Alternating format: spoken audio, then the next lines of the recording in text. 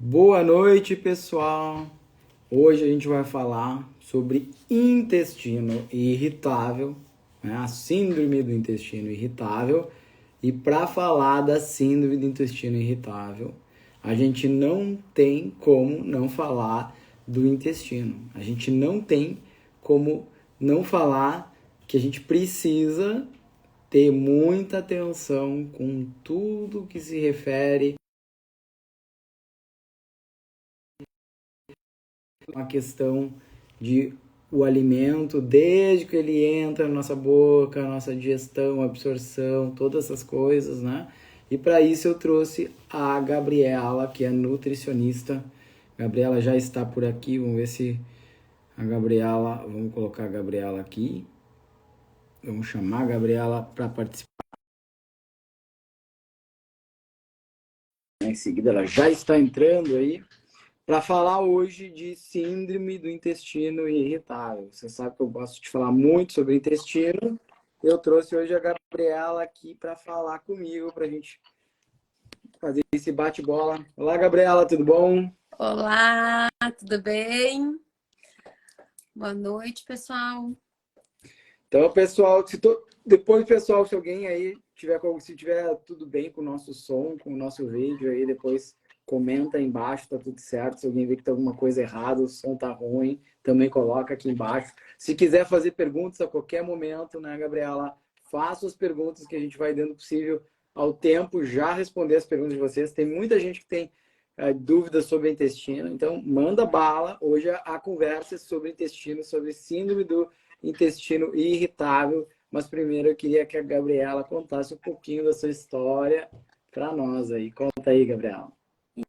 Então, eu sou a Gabriela Porte, sou nutricionista e desde 2013, quando eu iniciei o meu doutorado na área de doenças do fígado e hepatologia, eu comecei a estudar o intestino, a relação do intestino com o fígado inicialmente, depois comecei a estudar a relação do intestino com tudo e percebi que não tem saúde sem intestino. E é uma área muito apaixonante, né? Porque conforme a gente vai melhorando essa saúde digestiva, todos os outros pontos do nosso organismo vão melhorando. A questão de humor, né? Por causa do eixo cérebro-intestino, a questão do metabolismo, a imunidade, vai melhorando tudo e a qualidade de vida desse paciente vai melhorando progressivamente. Então, fiquei muito apaixonada por esse assunto e acabei direcionando os meus estudos muito para saúde intestinal, para microbiota, ao longo desses 10 anos. E hoje em dia, então, praticamente só trabalho com o trato gastrointestinal, bem focada nessa área. Perfeito. Bom, como o nosso assunto hoje é síndrome do intestino irritável, eu quero rapidamente falar para vocês o que é, como é que a gente pode fazer o diagnóstico da síndrome do intestino irritável. A gente vai ter, claro, uma série de alterações intestinais, né? Então tem que ter mas uma questão super importante para a gente classificar como síndrome do intestino irritável, a gente vai ter que ter dor abdominal recorrente, né? A gente tem que seguir o que a gente tem de melhor na questão científica, né? Então, os critérios de Roma 4, que foi a última vez que se fez uma grande reunião, digamos, mundial, para estabelecer os grandes critérios para essa síndrome do intestino irritável. Então, a gente vai ter que ter essa dor abdominal recorrente, uma média de pelo menos uma vez por semana, nos últimos 3 meses, e vai ter que estar associado ou uma alteração da evacuação, e a gente pode ter uma frequência aumentada, a gente pode ter ou diarreia ou constipação, né? E a gente pode ter também alteração da consistência das fezes, e esses sintomas têm que ter iniciado tem que ser no mínimo 6 meses, tá, pessoal? E aí a gente pode, inclusive, classificar, tem, digamos assim, síndrome do intestino irritável mais constipação, mais diarreia ou a mista. Tá? Mas então, se a gente fosse gravar uma coisa, é alterações intestinais relacionadas à dor. A dor tem que ser presente, né? Para a gente conseguir encaixar, né? Enquadrar nesse diagnóstico de síndrome do intestino irritável. Uma coisa que eu gosto de dizer para vocês é que a gente pode ter alguns sintomas, digamos, extraintestinais. Cefaleia, dor de cabeça, fibromialgia, dor lombrosacra, né? Ardência para urinar, dor na relação sexual, depressão, ansiedade. Tem muitos sintomas, tem muita coisa que está junto, até porque é síndrome, né, Gabriela? E quando é síndrome, é aquela coisa que às vezes o teu diagnóstico é difícil, tem um monte de coisa que muitas vezes nem parece se relacionar, mas eu sempre digo para todo mundo, se tu não sabe o que está acontecendo com o paciente, começa pelo intestino, que tu vai ter uma Isso. chance muito grande de acertar. Porque a grande maioria das doenças vai ter, não sei como causa ou alguma consequência influenciada lá no intestino. Então, se tu focar no teu intestino, tem uma grande chance de acertar. Claro que a gente lembra uma outra coisa que eu achei sempre importante, é todo mundo que tem sintomas intestinais persistentes tem que procurar um médico. Porque isso pode ser uma síndrome do intestino irritável, que é uma coisa que eu digo é mais benigna, mas traz muita piora na qualidade de vida da pessoa. Mas esses sintomas podem significar algo mais grave, sendo o mais grave até um câncer. Achei Né? muito legal que lembrou de falar isso, porque eu recebo muitos pacientes falando assim, mas o meu intestino é assim desde que eu sou criança, né? A minha mãe disse que eu era constipado. E aí acaba que aquele sintoma, ele é comum, né? Acontece com muita frequência e acaba sendo negligenciado. É? Então, não pode, né? Se tem algo de errado com o sistema digestivo, tem que ser olhado. Tem que ser olhado, né? E também que é uma síndrome que acaba, o seu diagnóstico acaba vindo por exclusão, né? Então, essa pessoa vai fazendo muitos exames até chegar no É diagnóstico, verdade. né? E vai sofrendo, vai tendo uma perda da sua qualidade de vida muito grande nesse processo. Vai. Tá? Isso que eu acho que é o pior, né? Tem pessoas que sofrem 10, 15, 20 anos sem entender bem o que está acontecendo com ela, né? E não consegue ser tratada de forma adequada. E se tu não consegue entender o que está acontecendo, tu não sabe qual vai ser o tratamento certo, né? E aí toma um monte de medicamentos, né? Fica, inclusive, muitas vezes assim tratada como, né, quase uma pessoa psiquiátrica ou que tem sintomas que não existem, né? Ou fica como aquela poliqueixosa, que, né, tem um monte de sintomas, né, mas na verdade essa pessoa não tem nada. Sim. E aí Porque nos exames realmente não vai aparecer nada, né? não vai, né? Não vai aparecer, né? Então a gente, né, é impressionante, né? Mas tem que atentar para essa síndrome, pessoal, os sintomas que eu falei no início, né, da live, né? Pensando em dor, sintomas gastrointestinais, né? Tem que procurar um médico, tem que procurar um nutricionista, tem que avaliar um pouco mais.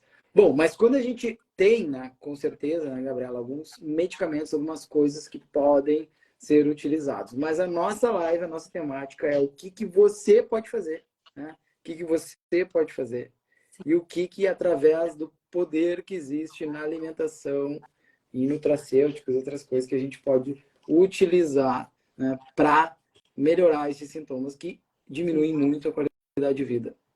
Sim.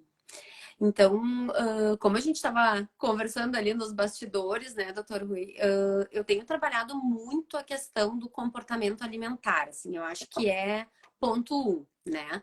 Então, como que essa pessoa se relaciona com o alimento? Como é que é o momento da refeição? É tranquilo? É trabalhando? É em cima do computador? É com a televisão ligada? É mexendo no celular? Né? É dando atenção para aquele momento da refeição ou não? Porque quando a gente não mastiga, o primeiro passo da digestão já está arruinado, né? E aí vai dar muito trabalho para o estômago e para o intestino. Então, não é saudável a gente entregar para o nosso intestino partículas alimentares mal digeridas. Então, mastigação é ponto um. Outra questão que é hábito de muitas pessoas é os líquidos na refeição.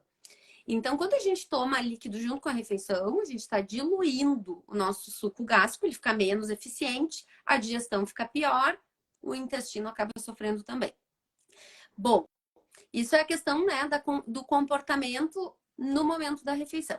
Outras questões são relacionadas às escolhas, né? Então, assim, o que eu estou comendo, né, e quanto. Então, aquele prato gigante, né, que a pessoa tá com muita fome, acaba colocando mais comida do que precisa no momento da refeição, ela vai ter mais trabalho digestivo E vai ter mais percepção dos movimentos digestivos, que muitas vezes é uma das queixas da síndrome do intestino irritável, que é esse desconforto, né? Da barriga que conversa, que faz barulho, né? É sentir esses movimentos. Bom, mas se tu comeu quase 1 quilo de comida em uma refeição, não tem como não sentir isso. Então, fracionar mais a alimentação é uma estratégia interessante, né? Faz mais refeições ao longo do dia num volume menor. E aí, falando sobre a questão qualidade, né? Quais são os alimentos que a gente deve evitar inicialmente, são aqueles alimentos que fermentam mais. Então, o grupo do brócolis, né, que já é super conhecido, que são as brássicas, couve-flor, couve, né, todos esses alimentos. O grupo das leguminosas, que são os feijões, tudo que nasce dentro de vagem, então lentilha, ervilha, grão de bico, que são mais fermentáveis. Para algumas pessoas, os lácteos, para outras pessoas, o trigo, açúcar, alguns tipos de fruta, que são aquelas frutas no formatinho do pêssego, ameixa, damasco, cereja, né? Pela composição desses alimentos rica em fibras, a gente tem, às vezes, alguma deficiência na produção de enzimas que faz a digestão desses alimentos. Às vezes, os micro-organismos que habitam o nosso intestino fermentam demais essas fibras, e aí essa fermentação causa distensão abdominal e dor, né? Muita dor. Sim. Eu vejo que ninguém mais mastiga. É uma coisa impressionante, né? Assim, é bizarro, né, Gabriela, que as pessoas, elas não mastigam mais, né? Não. Elas engolem os alimentos numa velocidade incrível, olhando o celular. E como eu vejo pessoas que têm distensão abdominal e gases, simplesmente porque não mastigam, né? Exato. E aí, quando começam a mastigar, né, e fracionar melhor os alimentos, é impressionante como melhora muito essa digestão, né? Como melhora muito. Essa é outra questão que tu falou, acho que é super importante, né? Porque grande parte dessa que a gente chama da desbiose, a permeabilidade intestinal, às vezes vem só de estar entregando para a microbiota um alimento mal digerido. A primeira parte da digestão não foi feita, né? E Exato. aí começam grande parte dos problemas. E poderiam ser resolvidos a custo zero. A custo zero. É verdade. Mas é o mais simples. difícil. Porque as pessoas têm que dar às Simples, mas pessoas. não é fácil, né? É simples, mas não é fácil. A outra questão que tu falou, que eu acho que é super importante, é o líquido, né? Na refeição. Sim. Que é uma coisa... E assim, é uma das coisas que eu vejo, as pessoas não bebem água, né? É impressionante. Não sei, tu deve ter também essa briga diária com os pacientes. Quando tu vai perguntar quantos litros de água a pessoa bebe, ninguém bebe água. E às vezes a única água que bebem é durante a refeição. Aí mata a fome e a sede na mesma refeição. Mesma refeição, né? Sim. E esse eu acho um grande problema, assim. E tu né, tu fizeste tu tem uma vida acadêmica, né, e de estudo muito grande aí. O que tu vê, assim, de... Tem muito estudo de enzimas digestivas? Não? O que se... A gente começa, né? Pelo menos a minha conduta é sempre tentar através da alimentação. Então, enzima digestiva do abacaxi, do mamão, do figo, do kiwi, né? Que já ajudam bastante a digerir, principalmente as proteínas da dieta. Mas nós temos hoje em dia proteínas para ajudar a digerir diversos alimentos, né? Então tem as enzimas, desculpa, que ajudam a digerir as leguminosas, tem as enzimas que ajudam a digerir a lactose, tem a enzima que ajuda a digerir o glúten, outras a proteína, né? Então é uma forma de auxiliar de uma maneira bem considerável essa digestão, esse processo digestivo. Mas a enzima sozinha faz milagre se a gente não fizer todas as outras modificações? Não. É verdade, né? Outra coisa que eu vejo também, a gente sempre vê a síndrome do intestino irritável quando a gente vai colocar, quais são as causas da síndrome do intestino irritável, né? E aí é interessante ver que, assim, é uma loucura, né? Porque as causas podem... Não tem uma causa, Sim. Eu tô com um quadro aqui, eu até vou comentar aqui para o pessoal para ver, ó. Insuficiência exócrina do pâncreas, né? Tem a ver com digestão, inflamação de baixo grau, permeabilidade intestinal, diarreia decorrente de ácidos biliares, constipação crônica, disbiose, SIBO, infecção parasitária, intolerância a carboidrato, intolerância à lactose, hipersensibilidade, sensibilidade ao glúten, intoxicações, deficiências de vitaminas. Mas aqui vem uma área que eu sei que a Gabriela também ela atua muito, né? Que é, vamos lá, estresse, né? Estresse, vamos pensar assim, ó, as questões emocionais e Não, desregulação isso do ciclo foi. circadiano, né? Isso Essa é uma área foi muito uma grande, leitura né? de pensamento, porque tu estava falando e eu pensei assim, bom, tem as causas e tem os gatilhos, né? E aí eu comecei a lembrar que uma coisa que eu sempre falo em aula é justamente isso, né? A questão do estresse, porque já deve ter percebido também, alguns pacientes, eles pioram em épocas do mês, né? Então, aqueles pacientes que trabalham com venda, por exemplo, chega final do mês, né, que tem que bater a meta, a síndrome do intestino irritável grita. Ou época de provas para quem está, né, em vida acadêmica, é muito interessante isso. E o estresse, ele faz uma ação muito negativa, né? E eu costumo dizer que é fácil a gente lembrar o quanto se conhece isso, porque nós temos expressões bem antigas, né? Frio na barriga, borboletas no estômago, né? Isso tudo mostra a relação da parte do eixo cérebro-intestino.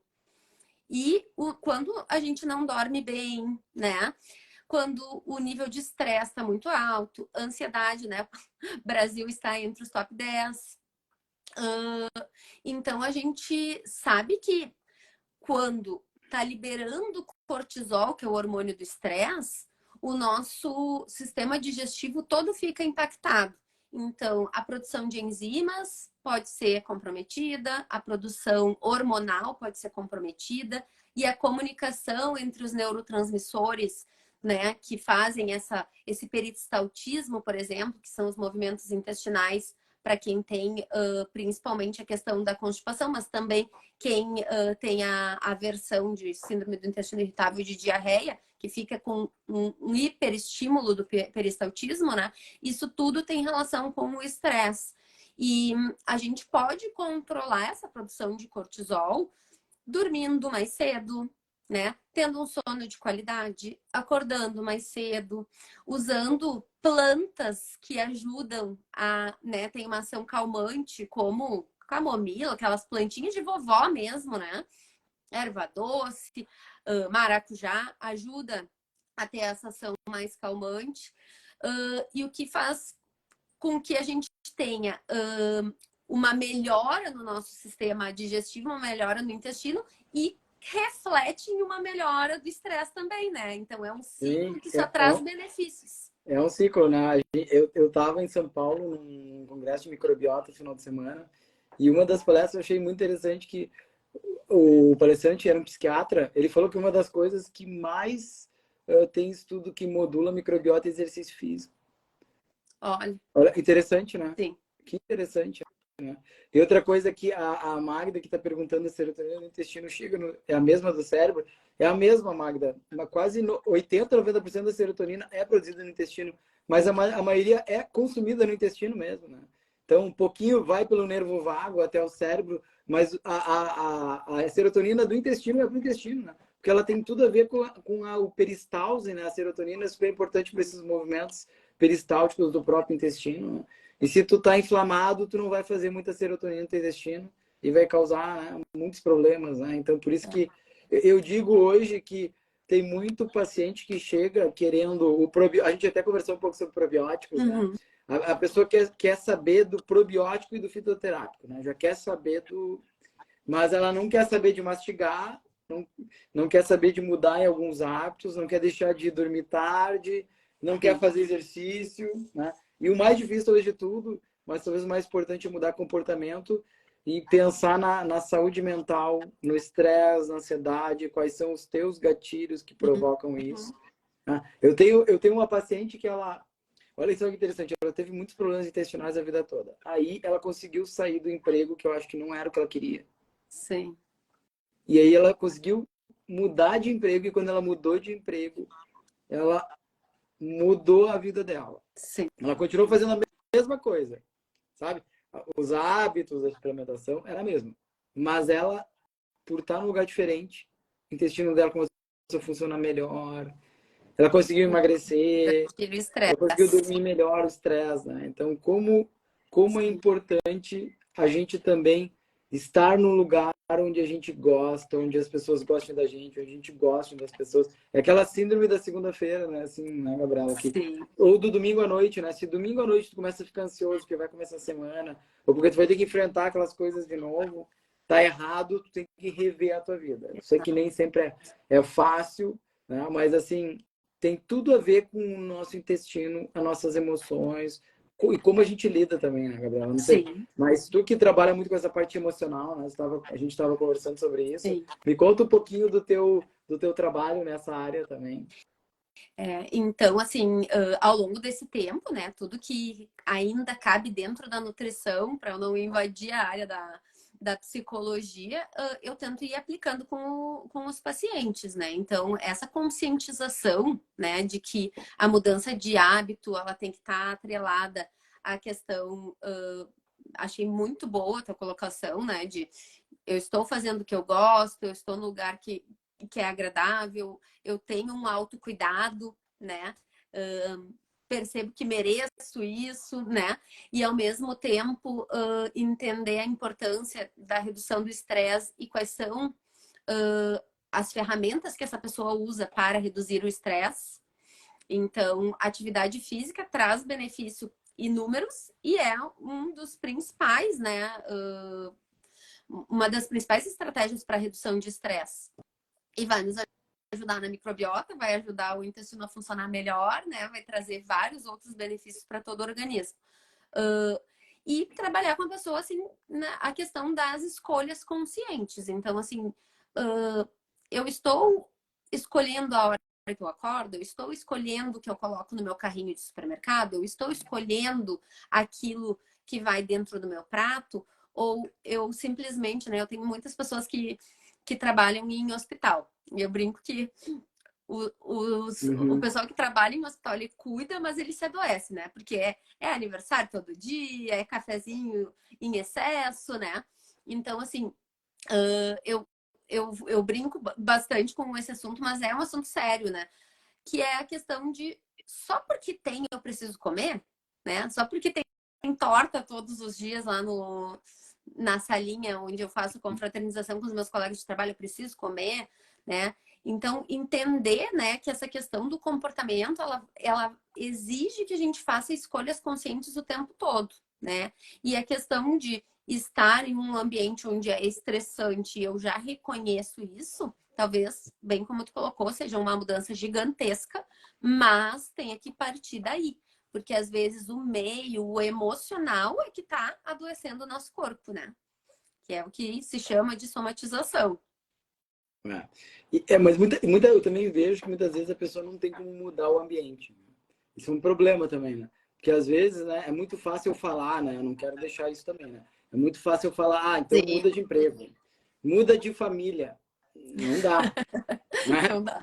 Tem coisa. Sim, Então muda, tu não gosta do momento que tu tá vendo, então pula 50 anos, ou volta sim. assim. Não dá, né? Então muitas vezes o que eu vejo também, que o que a gente pode tentar fazer é tentar mudar a nossa resposta.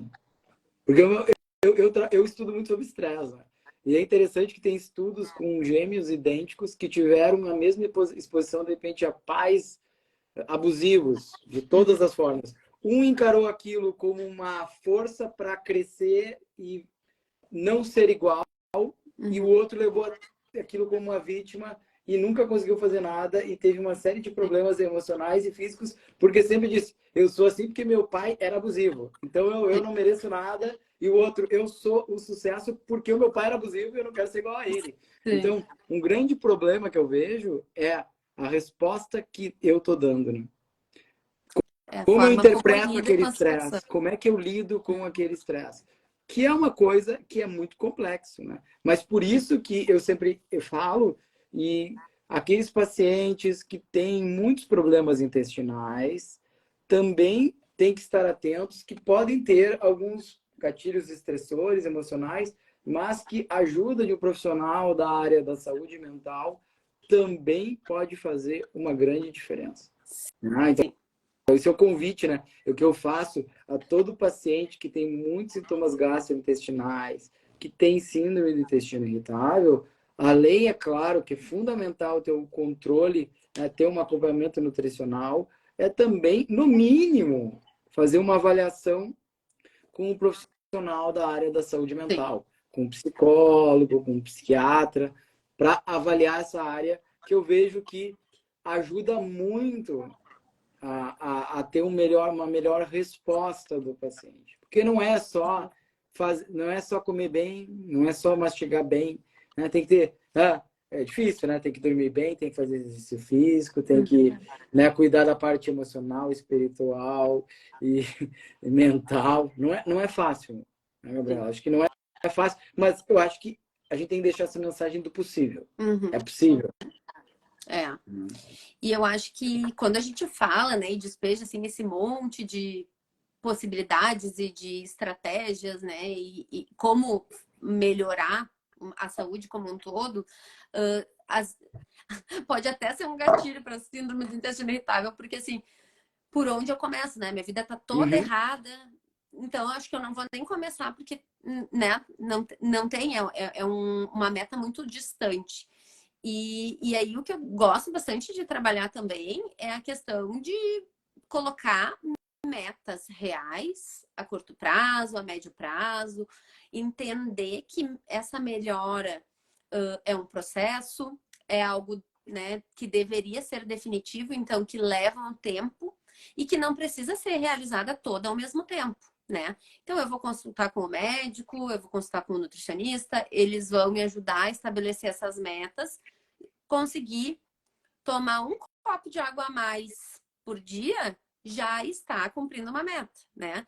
Conseguir melhorar a minha frequência evacuatória, que era uma vez por semana para 2 vezes por semana, já é uma evolução, né? Então também valorizar essas pequenas conquistas, entender que a gente consegue melhorar dia após dia, né? E não precisa ser tudo, todas as mudanças não precisam ser ao mesmo tempo. Perfeito, né? Eu acho que um dia de cada vez. Agora, pessoal, vocês não fiquem pensando que ir 1 ou 2 vezes por semana no banheiro, né? É ok, não é, né? Porque às vezes tem algumas pessoas, né? Qual é a tua frequência? Minha vida toda eu fui assim. Não, então tá bom. Tá, olha aqui, pessoal, não tá bom, né? Vai, vai, vai procurar ajuda que alguma coisa está errada. Né? Vamos Outra falar o coisa, ideal, então. outra coisa assim que eu vejo, Gabriela, o que tu acha que é assim, qual seria uma frequência ideal de um acompanhamento nutricional? Assim, claro que isso vai variar muito, né? Mas o que tu acha que é uma boa frequência para acompanhamento, assim? Tá. De um paciente com síndrome do intestino irritável, né? Paciente que Sim. não é um paciente tão fácil, né? Vamos pensar Sim. assim, não é uma. Só vou voltar um pouquinho antes, porque eu achei que foi importante ressaltar isso, né? Então, evacuações, o ideal é frequência diária, né? Todos os dias a gente tem que ter pelo menos uma evacuação por dia, num formato de fezes moldados, como se fosse uma banana, né? E sempre observar, olhar para essas fezes, saber se elas estão, né, com um aspecto saudável, que é esse aspecto, ou se elas estão em bolinhas, ou se elas estão moles, enfim, a gente precisa olhar para isso. E eu disse que é uma evolução, né? Passar de 1 vez por semana para 2 vezes por semana, mas o ideal, a meta vai ser evacuações diárias. A gente não pode ficar guardando lixo orgânico lá no intestino, porque prolifera vários micro-organismos, a gente absorve toxinas, não é o ideal. No tratamento nutricional, com o paciente que está em crise, né? Eu tenho usado 2 estratégias e deixo ele escolher, né? Se é aquele paciente assim, ó, que tá lá no nível de motivação altíssimo, eu faço consulta semanal e ele vai, né, mudando hábitos de uma semana para outra para a gente ter resultado mais rápido. E é como se fosse, eu brinco que é um tratamento SOS, né? Para ele ter um resultado mais rápido. Mas geralmente as consultas são mensais. E aí a gente faz objetivos de um mês para o outro.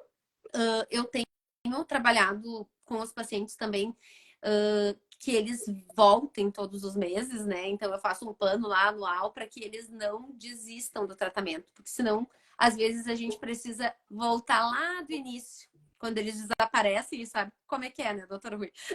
Uhum.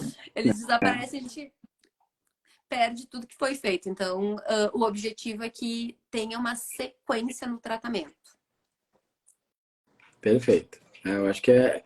Porque uma das coisas que eu acho mais importantes, eu sempre falo, que todo paciente que tem muitos problemas intestinais, eu digo que o mais importante é o complemento nutricional, né? E os ajustes que são muito personalizados. E Sim. cada um é diferente, né? Qual é. Eu posso que se eu fosse perguntar assim, tá, Gabriela, qual é a dieta perfeita? Daí tu ia dizer, tá perfeita para quem? Como é que essa Exato. pessoa é, né? O que que ela gosta? Como é que ela vive? Como é que ela trabalha? Como é que ela é? Né? Então, é muito difícil a gente ter uma mesma dieta. Por isso que quando a gente vai fazer também ver os estudos, né? A gente pode ter tem estudo provando que qualquer dieta é a melhor dieta. É. É só tu escolher o público, né? Só tu selecionar bem envesado o público, tu vai achar que aquela é a melhor dieta. Então, É. eu vejo uma das coisas, e até para todos que estão aqui, tá? E para todos aqueles que dizem que já fez. Sabe que uma das coisas que eu muito escuto, Gabriela? Porque eu sou um dos maiores defensores de nutricionista que existe. E Sim. aí eu, assim, ó, o que eu tenho de paciente que me diz a seguinte história. Mas eu já fui muita nutricionista. Sim. E eu não consegui seguir. É. Né?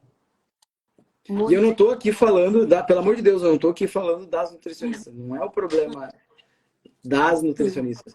Eu acho que sempre quando se alguém foi em várias e nunca deu certo, o problema não são as nutricionistas, né? É. Mas a mentalidade que eu vejo das pessoas de que acham que a nutricionista vai emagrecer a pessoa ou que a nutricionista vai melhorar o intestino da pessoa. A pessoa É. tem que melhorar o intestino dela com a orientação, né?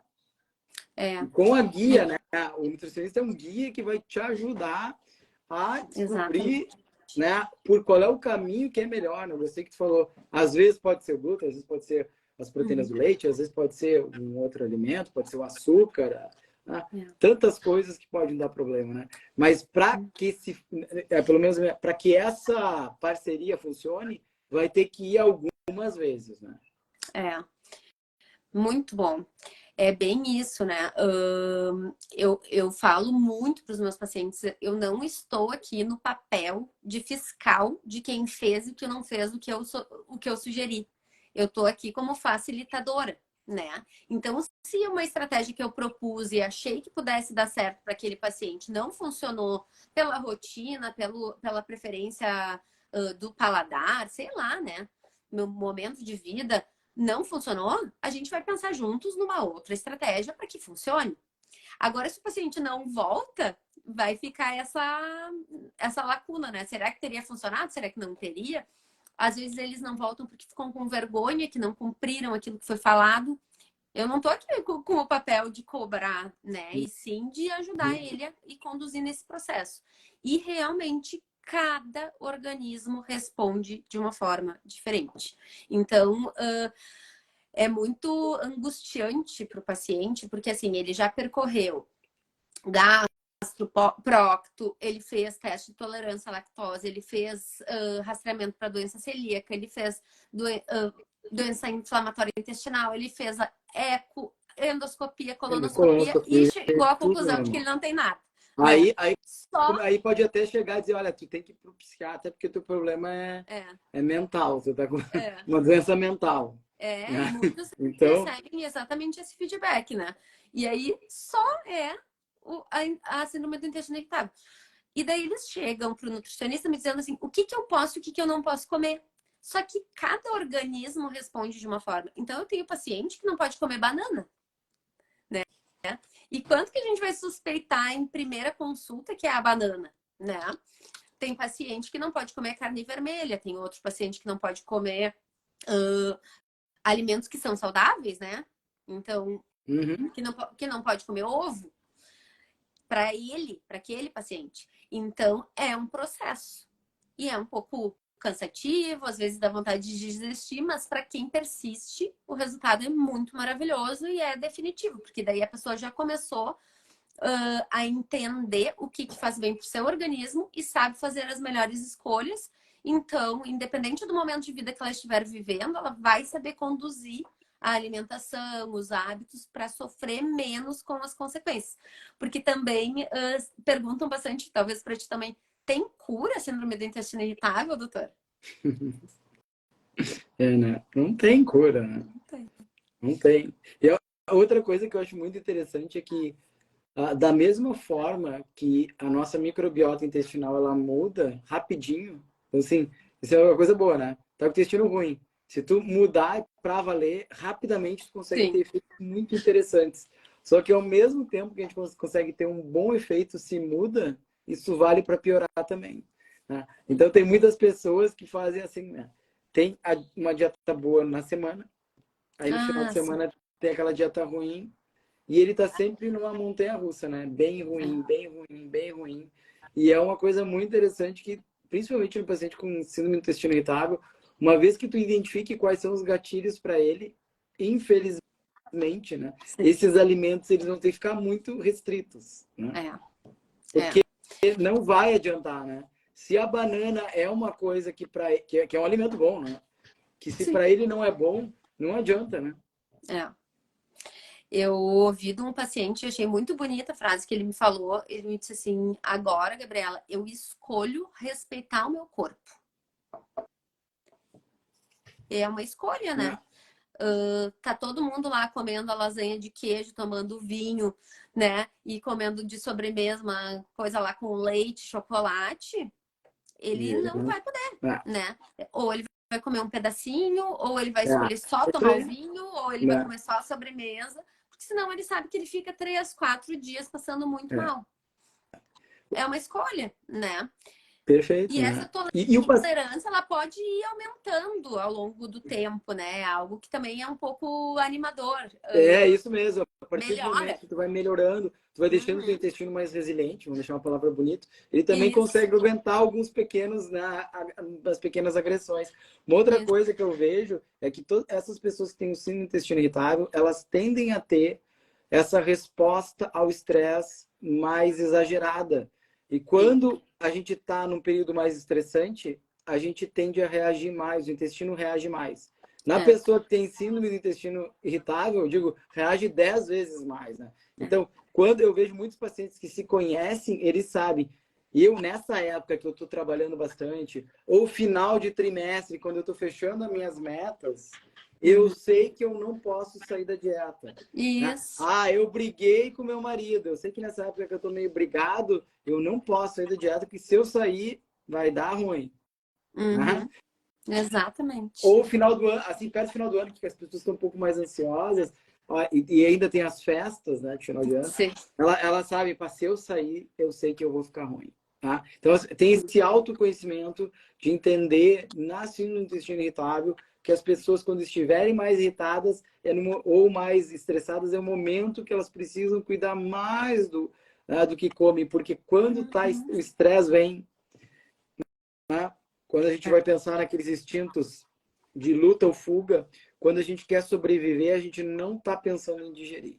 Né? É. A digestão é em segundo plano. Então, vai ser a digestão é pior, né? A glicose sobe mais, é mais resistência insulínica, é tudo pior. Tá? Então, Uhum. é importante a gente se conhecer. Né? Como o estresse impacta o nosso corpo e na pessoa que tem síndrome do intestino irritável, esse estresse, eu digo, é 10 vezes pior para o intestino dessa pessoa. Né? E essa palavra, nossa, tá presente em tudo que eu falo. Autoconhecimento, né?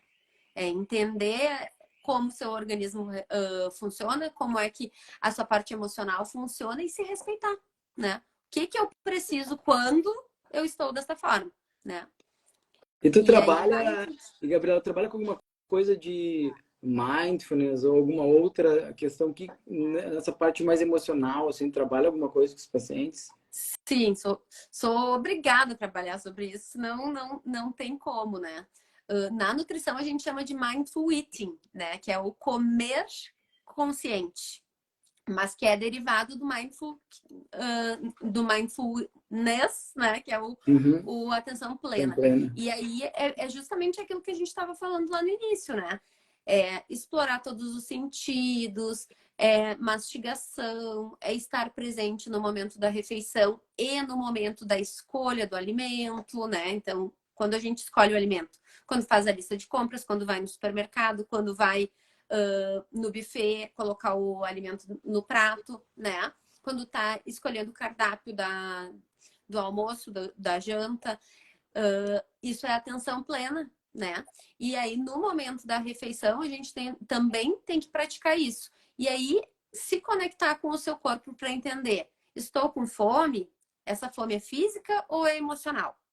Aí já começa, né? Bom, se é fome emocional, não tem alimento que mate essa fome. Precisamos ver como que a gente vai fazer para melhorar desse sentimento, que é angústia, que é tristeza, que é ansiedade, o que está acontecendo. Se é fome física, né? Bom, se é fome física e eu como um prato de comida, o segundo não precisa. O que eu preciso respeitar? Saciedade. Mais uma vez, se conectar com o seu próprio corpo. Entender. Comi. Estou sentindo que o alimento já chegou lá no meu estômago, estou sentindo a saciedade. Preciso repetir só porque tá bom? Se eu tivesse prestado atenção no que eu estava comendo, saboreado, né? Explorado aquele alimento, talvez eu não precisasse. Porque às vezes a gente pergunta na consulta das 2 da tarde o que a pessoa almoçou e ela não lembra. Uhum. Ela não estava ali, né? Então, esse é um processo, assim, que principalmente para esse paciente é indispensável. Não tem como a gente não trabalhar essa parte do comportamento, porque mesmo que ele esteja com a dieta toda alinhadinha na quantidade, na qualidade, escolhendo os alimentos certos, se a forma de se alimentar não estiver boa, o sintoma vai aparecer igual. E, e é impressionante, né, Gabriela, que se... Esse é até um teste que a gente tem que fazer o tempo todo, né? Porque assim, a gente fala, mas às vezes na correria do nosso dia a dia, a gente acaba também comendo rápido, Sim. comendo meio respondendo o paciente, né? Porque às vezes também a gente tem que responder os pacientes, tem que atender, toda essa loucura. E como é importante comer devagar, porque muitas vezes eu tô comer devagar, tu come menos porque às vezes tu não dá tempo de vir informação de saciedade, né? Tu come tão rápido que tu já está saciado, tu ainda não conseguiu dar o tempo de informação de que você está saciado, chegue, né? Por isso Sim. que comer devagar acaba fazendo um impacto grande, né? A gente acaba comendo muito menos se comer devagar. Né? Se escolher o tamanho das porções, né? E tudo, a densidade nutricional dos alimentos, tem tanta coisa que seria interessante a gente falar, né? Acho que vamos ter que fazer uma live parte 2. Vamos fazer uma live parte 2, né? Eu quis falar sobre síndrome do intestino irritável com a Gabriela, porque é uma área que ela, né, atua bastante. Né? Sim. A ideia da live é trazer esperança para as pessoas de que tem tratamento. Sim. Tem, né? Não tem uma cura assim, né? Tem né, vamos pensar uma remissão, de manter a síndrome do intestino irritável controlada, que tu consiga, inclusive, né, ter uma vida social, porque isso é uma das coisas que as pessoas dizem, mas eu não consigo ter vida social. Acho que não é isso, porque senão isso pode dar mais ansiedade. Né? Exato. Né? E mais estresse. Acho que tem que ter vida social, mas tem que ter tem que achar um meio termo. Né? E para controlar, às vezes vai ter que restringir um pouco mais para até ajustar bem e depois entrar numa fase de, né? Vamos pensar assim, quando está com uma remissão e aí a gente consegue fazer, né? Consegue ter uma dieta mais, Claro. né? Mais aberta, mais tranquila. Gabriela, acho que nós já estamos aqui, né? A gente ia falar de fazer meia hora de live, nós já estamos em 45 minutos, né?